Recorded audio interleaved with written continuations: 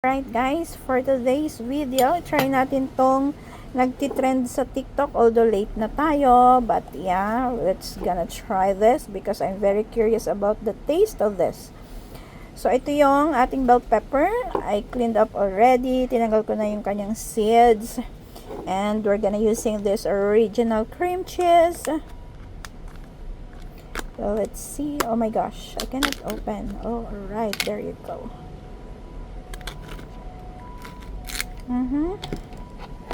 And sabi, pipil lang daw natin yung filling sa ilalim nito. Ay, hindi nakikita yung ating cream cheese. I don't know gaano kadami. Some people ay nag-ano na sila guys, nag-evolve. Nilalagyan na nila to ng mga extender. I think tinitimplahan na nila. You may add also, I think, the mayo or the cheese pimiento to make it more tastier. And let's see. Let's open the Cheetos. Oh, diba? Ayaw pa magpabukas ni Cheetos.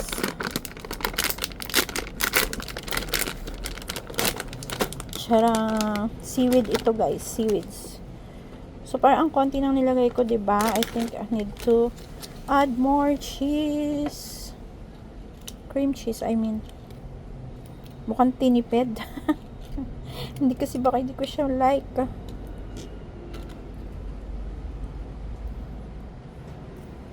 Alright, there you go. Sobrang dami niya na. Overload na yan sa cream cheese. Lagyan na natin siya ng Cheetos.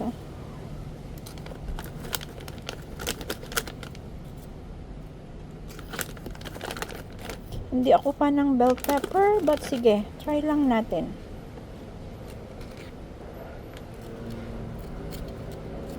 Okay, yan na lang muna siya guys. Tara! And we're gonna try it.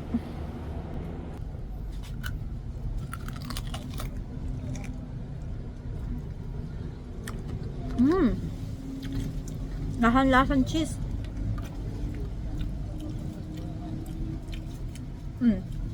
Good.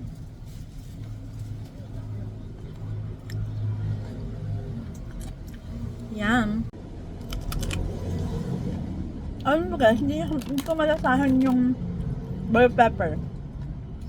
To be honest, siguro dahil sa ang dami kong cream cheese. Yummy. Medyo huli na tayo sa trend. Pero yeah, let's see. Itong Greek yogurt na may Biscoff and ito may twist ko lang to guys, may blueberry. Ito yung Japanese cheesecake. Let's see! Guys, simulan na natin ang ating Japanese cheesecake sa ating yogurt. Greek yogurt to be exact. See? Hindi yan sponsor.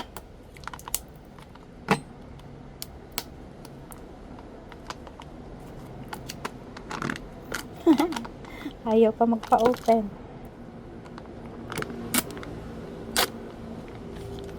So, yan na siya. I'm gonna remove half of it. Yogurt.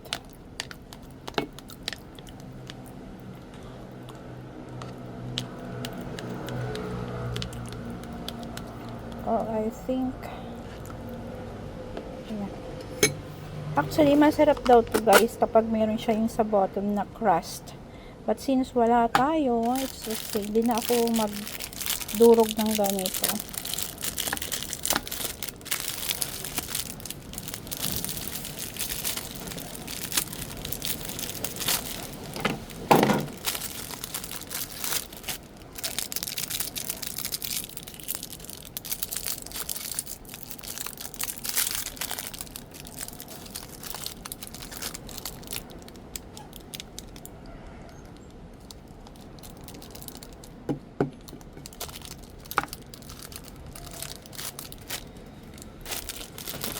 I think 2 more.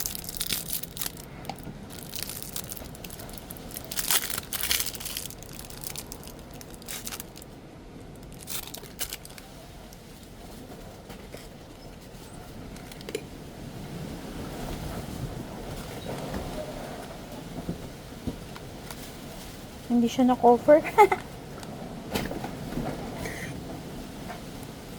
Dapat pala guys, na-cover up to.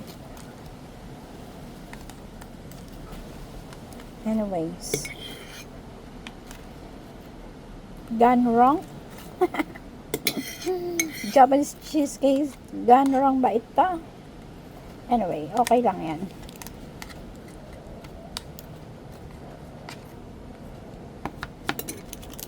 So, I'm gonna add this blueberries.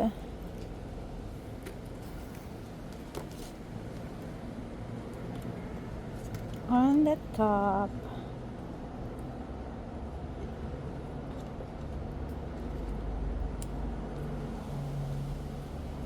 It should be flattened siguro guys, much better. But yeah. And that's it. Let's gonna cover and freeze. Put in the fridge for 2 hours. This is our Japanese cheesecake.